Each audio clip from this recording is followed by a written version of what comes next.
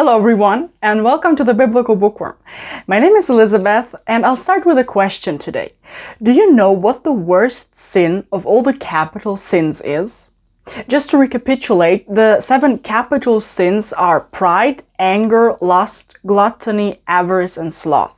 And you can memorize them with the acronym PALE-GAS, which is an idea that I have from Matt Fred in his book, How to Be Happy. Okay, so the deadliest of all those capital sins I've just said is, contrary to common belief, not lust, but actually pride. And in this video, I will talk about why pride is so dangerous, what pride is, and how to avoid it, and what the 12 degrees of humility and pride are. So then you can discern at the end how proud you are at the moment. And this video is not a book review, but it's more a summary of many different sources on the topic of pride. The reason pride is so dangerous is because there is no sin without pride, as St. Augustine explains, because every disobedience to God contains pride. And the very first sin was also clearly pride. You know the story when Lucifer disobeyed God with the words non serviam, or in English, I will not serve.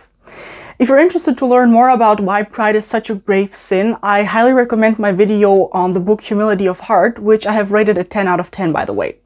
And now we get to the question, what pride actually is.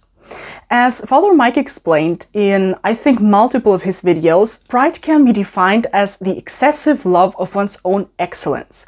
And as Father Mike explains in one of those videos, as Catholics, we should strive for excellence in all things. So not only we should strive to be excellent Christians, but we should also strive to be excellent human beings, so excellent in our vocations and professions. He explains that the problem is the excessive love of one's own excellence, because it leads us to reject the fact that we are subject to God. And then he says that a remedy for this is humility, of course, and he clarifies that humility is not to think less of yourself, but to think of yourself less.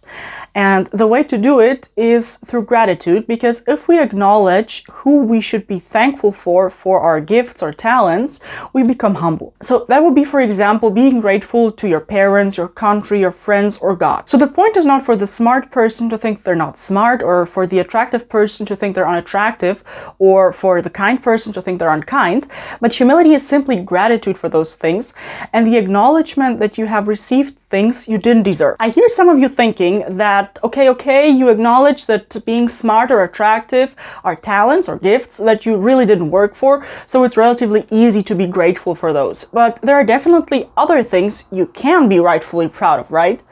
Or, for example, if you have good grades in school or university, or when you're really successful in a sport or a job, because you have worked hard, you can be proud, can you? Hear me out, because this might blow your mind. But before I start with that, I know that 70% of you are not subscribed to this channel yet, so please subscribe if you haven't yet. Now, back to the thing that might blow your mind.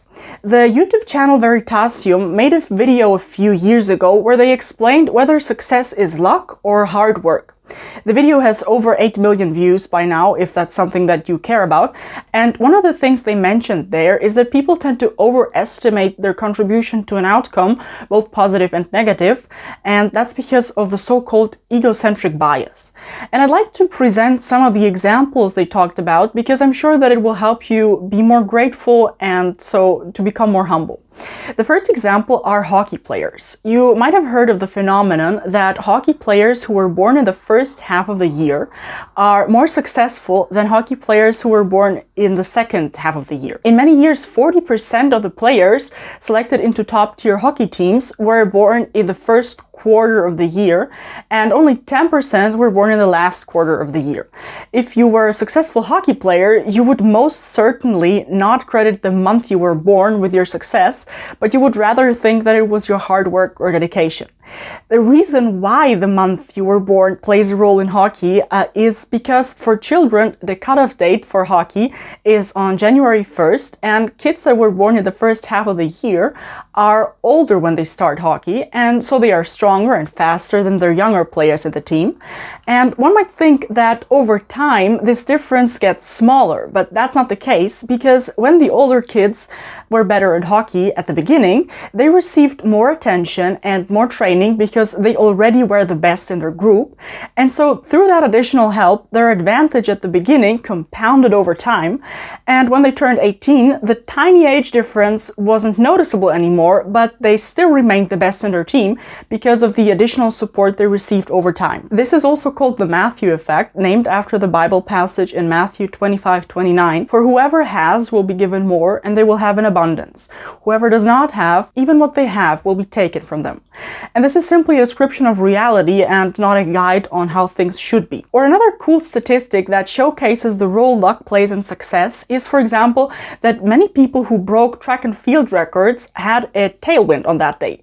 Undoubtedly, those people were world-class athletes, but they also had luck on that day. For example, Usain Bolt, also known as the fastest person alive, broke the world record for the 100-meter sprint, and on that day he had a tailwind. There are many examples for this, and so maybe think of your proudest achievements and reflect who actually contributed to that success. Think of the teachers who motivated you in school and made your good grades even possible. Think of the friend who maybe helped you get a job, or think of the fact that you were born in the US, for example, and what opportunities that gave you compared to someone who was born in a country with constant wars. And finally, think of the reason why you're a Christian today. Maybe you were lucky enough to be born in a Christian family, or you met a friend along the way who made you think that there might be more to life than what is visible. Be grateful for that. There's also a famous quote that is attributed to many saints, which is, "Act as though everything depended on you, pray as though everything depended on God." In that video by Veritasium, they said basically the same thing, they just framed it a little differently because that's not a religious channel, so they didn't frame it religiously, but it's more about physics and science. But they said that you should act as if everything depended on you, but know that it's not true. The reason to do this is, as they explained, that when you believe that you can influence the outcome of a situation, you tend to work more and you actually tend to influence the outcome of that situation more. But at the same time, you should remember that your success doesn't only depend on you. Now that I've explained the importance of gratitude for acquiring humility, I need to issue a little warning, because when you start to be grateful, you might start thinking that you're humble because you're grateful now. And here I need to say that Father Gaetano da Bergamo, in his book Humility of Heart, writes that thinking that you're humble is the start of pride. I really suggest you check out that video, but basically, please keep in mind that pride is the last vice to leave the soul before death. Be careful not to think that you're humble, and remind yourself of 1 Corinthians 10:12. So if you think you're standing firm, be careful that you don't fall. Okay, so now that I've introduced the topic of pride a little bit, I'd like to talk about the 12 degrees of humility and pride, which is actually a part of the Rule of Saint Benedict, namely the 7th chapter of the Rule of Saint Benedict. And in that chapter, he presents the 12 degrees of humility and pride, and I found those degrees really interesting and helpful, which is why I'd like to talk about them in this video. Here it's important to note that the Rule of Saint Benedict was written for monks, so take those 12 degrees with a grain of salt, because some of them might not be feasible when you live in the world and, for example, you're a parent.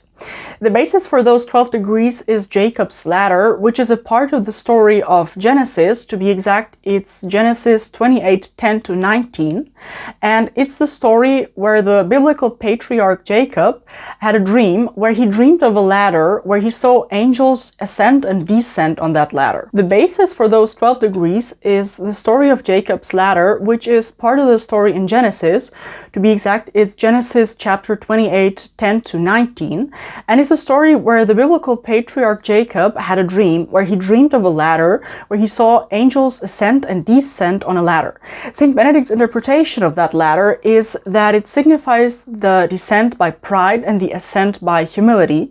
And this ladder has 12 steps in each direction, and the respective steps of humility and pride counterbalance each other. I will now go through the 12 degrees step by step and make some comments and clarifications when that's necessary. Just as a guide, the first 6 degrees of pride concern the disregard of others. The following 4 are disrespect for authority, and the last 2 are contempt for God. First degree of pride. Curiosity, when a man allows his sight and other senses to stray after things which do not concern him. 12th degree of humility, a permanent attitude of bodily and spiritual prostration. Here it's important to say that looking is not a guilty act in itself, but an incentive to sin, And as St. John of the Cross wrote in The Ascent of Mount Carmel, what the eyes don't see, the heart does not desire.